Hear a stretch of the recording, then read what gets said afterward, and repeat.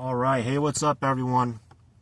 Let's talk a little bit today about why people get into, I'm just going to call it manifestation. All right, I know a lot of you like to, call it by different names. You want to call it magic or thaumaturgy or prayer or, working through the divine. I'm not here to argue with the names. But just to keep everything simple, we're going to call it manifestation. All right, prayer and magic have a lot of, they got a lot of connotations. They got a lot of things associated with them.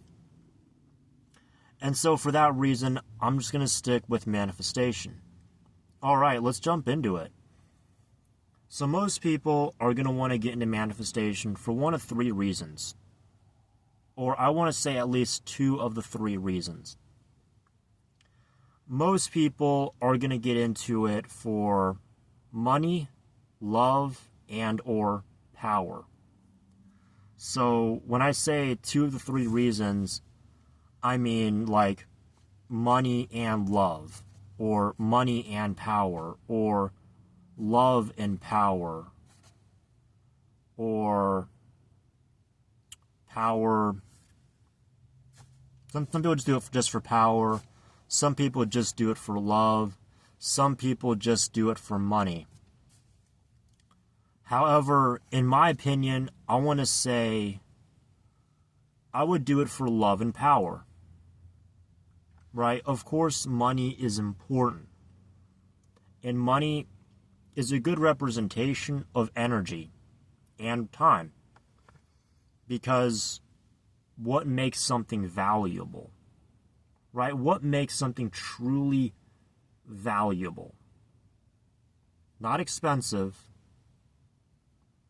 not coveted, not sought after, not rare, but valuable. What makes it valuable?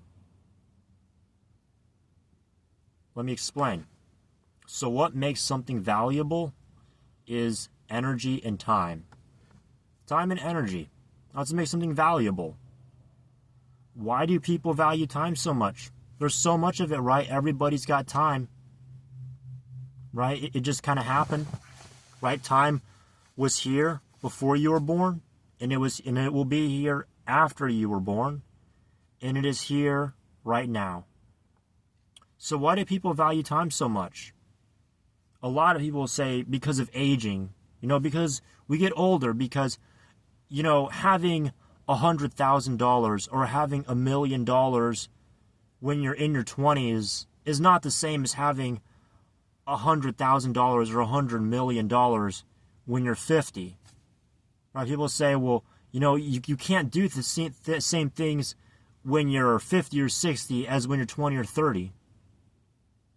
Right? Number one, that's a limiting mindset.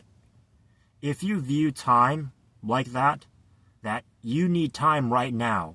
You need everything right now because it won't be useful to you later. You have limited yourself. And you have essentially subconsciously told the universe and implicitly told the universe, the divine God, all right, whoever you want to call it, that you don't deserve this time. You don't deserve this money. You don't value his time, and you don't value his money. What does that tell God? What does that tell the universe? And what does that tell you? I mean, really think about it. So that's number one, right? A lot of people in the first world don't really care about money because they take money for granted, right? Or they'll think that, money is going to come with strings attached. I don't want this, $100,000 paying job. I don't want this $1 million paying job if, I got to, work 60 hours a week or 80 hours a week and I have to do all this dumb shit, whatever. Number one, that is also very limiting. And I'm not saying that you have to work all those hours to get that money. I'm not saying you have to. right? I'm not saying that you have to make sacrifices in order to make money. I'm going to get more into that in a bit. I'm not saying that, if you want love, you have to be nice to everyone and you have to let everyone walk all over you and just do whatever they want to you. Oh, well, I want love, so I'm going to let this person take advantage of me. I have to be loving, so I'm going to let this person take advantage of me. Or, I know this person is totally using me. They don't care about me one bit. They don't like me. They don't love me. They don't want anything to do with me. All they want to do is take advantage of me. But you know what? Because I'm a loving person, I'm just going to keep my mouth shut and not say anything. That is a bad road to go down. A very bad road to go down. So let's talk about power. A lot of people get into this manifestation thing for power. And it's usually power over their own lives. Right? It's to have control and power over their own lives. And for that, I commend you. I agree with you. Because if you think power in terms of love and money, what is power other than making your life cheaper, making your life more efficient, getting the most bang for your buck? Think like this. Think this, right? So imagine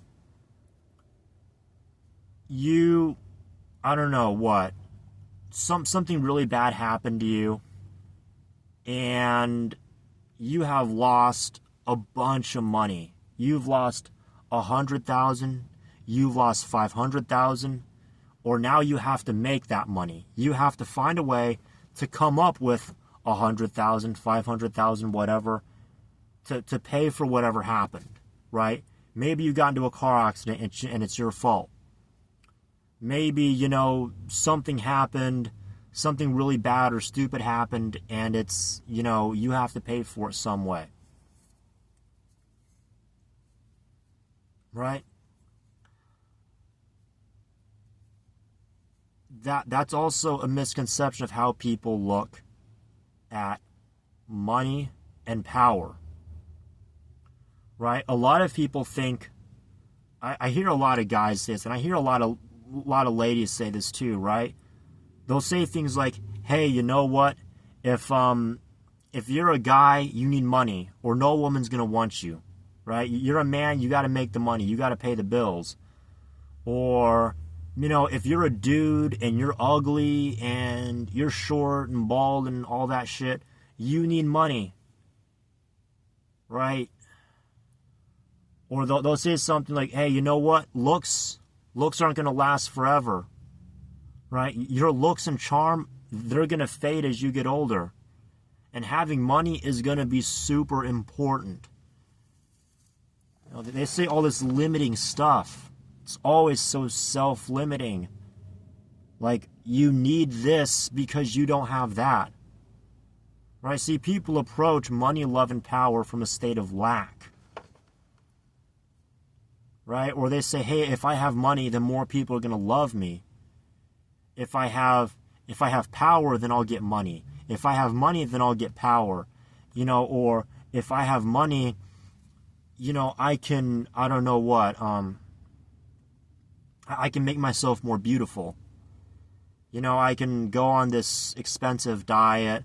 I can buy supplements. I can, get all these, special treatments, cosmetic treatments, whatever. And I can become beautiful. And then, then I'll have love. That's not how this works. So I've been going on about how things don't work. Let me talk about how it does work. Right? And because we live in a dualistic universe, yes, something may be logical and it may make sense in the physical world, in the physical reality that you live in. Something, or what I just said, could make total sense to you. You may think, yeah, of course you need money in order to get power and love and all this. Of course you need power in order to, have people respect you and love you and all this. How are you going to get that without it?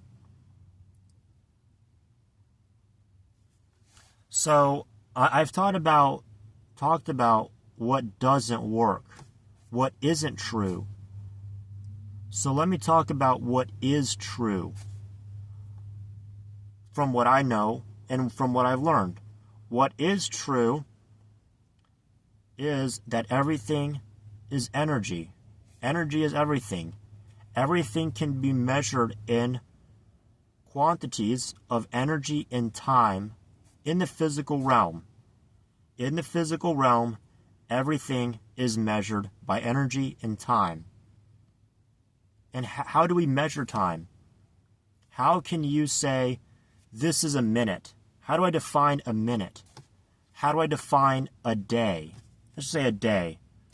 A day is 24 hours. It's from when the sun rises to when the sun sets. But that's not always the case.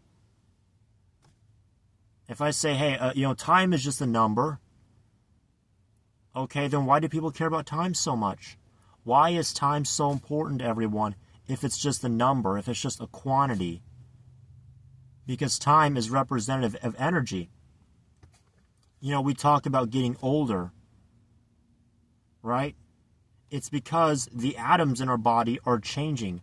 They're vibrating at a different frequency. The frequencies in our bodies are changing with time, right? We talk about oxidation. For those of you that don't know about oxidation, it's essentially when protons move from one atom to another. Protons are being moved around. Energy is being moved around. And when oxidation happens, because it's a chemical reaction, energy is involved. Energy is given and taken. And when that energy is being moved, what happens? There's vibrations, there's frequency, there's heat. That energy is being moved around, right? So when you eat food and you burn those calories, you are taking that energy in the food and you are releasing that energy in the form of heat, in the form of sound that I'm talking about right now, in the form of my consciousness, right? Because you're watching this video and you're, interpreting what I'm saying. You're listening to me and you're thinking of it and you're looking at the backdrop. You're looking at the video and you're listening to my sound. And then you have to interpret it and think about what I'm saying and how it relates to your life. That is the energy being used to think about all this. So if the energy in your food is turned into heat, if it's turned into sound, if it's turned into movement, like with your muscles, right? Then what is your thought? Your thoughts are merely energy. Your thoughts have energy in them. Your thoughts is simply a conversion of energy, right? So that food, the energy in your food, is being converted to your thoughts, to your consciousness. Because what happens if you don't eat and drink, right? You're not going to be able to think. You're going to be, kind of slow. You're not going to be strong. You're going to lose muscle and fat, and, you're going to lose weight. And if you don't eat and drink for long enough, then you die. That energy, that consciousness goes away. It goes elsewhere. Right? But there's another component to consciousness, to energy. That's the idea of, the spirit, the three parts of the soul. I'm not going to get into that in this video. It's a topic for another conversation, another video. It's a lengthy one of itself, but I think that'll be it. Take care, guys. Peace out. See y'all next time.